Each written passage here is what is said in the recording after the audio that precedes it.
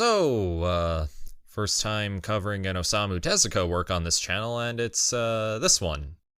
Alrighty then. Shout out to Patreon supporter Dangbirds for commissioning this video about what's not the strangest movie I've ever seen, but it's up there. とにかく一番悩んでることっていうと絵でしょうな。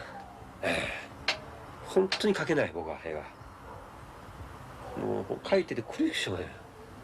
I'm sure Osamu Tezuka needs no introduction. Tezuka was one of the pioneers of Japanese pop culture, and his many strong contributions were enough to grant him the title of the Godfather of manga. Famous for works such as Astro Boy, Kimba the White Lion, and Ambassador Magma, and inspiring the likes of Shotaro Ishinomori and Go Nagai. In 1970, Tezuka would go on to co-direct Cleopatra with Eiichi Yamamoto, which would be the second film in a collaborative trilogy between SCRYE Productions and Nippon Herald Films named Anime-rama. These films include 1001 Nights, Cleopatra, and Belladonna of Sorrow, all of which were directed by Yamamoto. These were anime productions aimed for adults, and unfortunately didn't perform too well, save for 1001 Nights. And you know, I think it's good covering a lesser known work from a beloved creator. I feel like that way you get a better idea of their career's progression. For example, take Mamoru Oshii. Everyone loves to talk about Ghost in the Shell, Patlabor, and his work on Urusei Yatsura, but his indie film The Red Spectacles is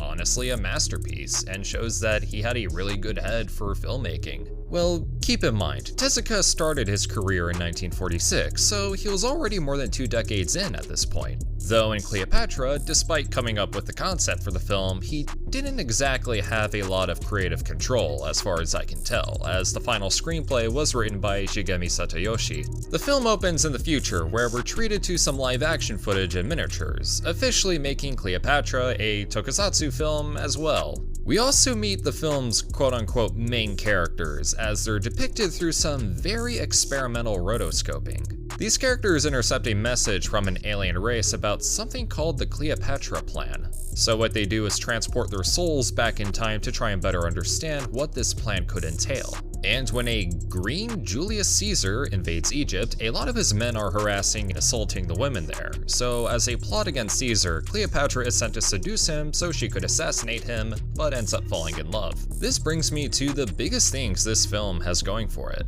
First, Cleopatra is a product of its time, being released during the sexual revolution, a moment in history where people were expressing sexual freedom, whether it was through identity, orientation, and so forth. This explains why there's plenty of nudity in the film, and that one of the characters, being Octavian, is revealed to be homosexual, even if it's really played more for laughs than anything. Additionally, there was also an artistic movement involving psychedelic art at the time, inspired by the effects of psychedelic drugs. These essentially make Cleopatra an example of counterculture media at the time. Secondly, whether it was intentional or not, Cleopatra seems to have this sort of commentary on Japanese society akin to that of Hideaki Anno's Love and Pop, and how the film calls out how predatory behavior has become more rampant. Because people have expressed more sexual freedom, it has gotten the attention of people who are willing to take advantage of that for personal gain. And using a time period that was certainly the case, in contrast to the more advanced future that we see early on, definitely makes for a shocking tonal shift, but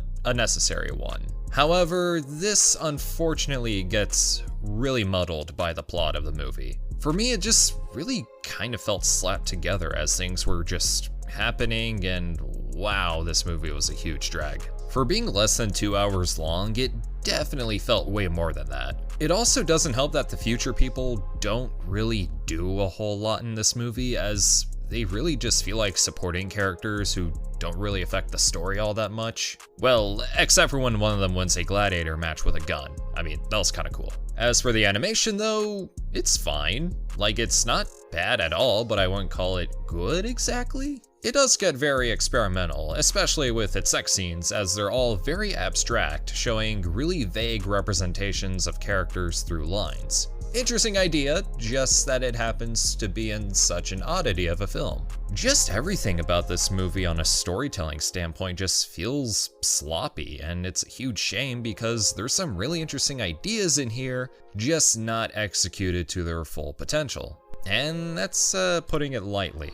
Like, the film is unsure as to which direction it wants to go in, especially as the ending is very rushed and comes out of nowhere. After its release, Mushi Productions made a deal with Xanadu Productions Incorporated to distribute Cleopatra in the US as a means to save themselves from bankruptcy. Though according to IMDb, it looks like they haven't put out another film since Cleopatra. The film was renamed to Cleopatra, Queen of Sex, and was released on April 24th, 1972, marketed as the very first X-rated animated feature, which is not true considering that Fritz the Cat came out only about a week prior. Close enough, I guess. Though ironic because Cleopatra was never submitted to the MPAA and wouldn't have received an X rating if it did. And as you would imagine, the film wasn't received very well in both Japan and overseas, especially in America where people trashed the film for claiming to be pornographic when it was never intended to be erotic in the first place. But overall, would I recommend Cleopatra? Only for the morbidly curious. Interesting ideas and good intentions, but it's really all over the place when it comes to its execution, and it's an unfortunate case of its infamy being greater than the overall quality, especially with Osamu Tezuka's name attached to it. But if you're interested, or at the very least curious, there is a Blu-ray from Discotek. But what do you guys think? Have you seen this thing? Drop a comment below, and I want to give a very special shout out to my channel members and my supporters on Patreon, so if you like what you see, then consider supporting the channel with a link in the description, where for at least $1 you can get access to my Discord server. And you can also unlock other perks like early access to videos and exclusive content. Feel free to like, share, comment, subscribe, all that good stuff, and this is TitanGoji, signing off.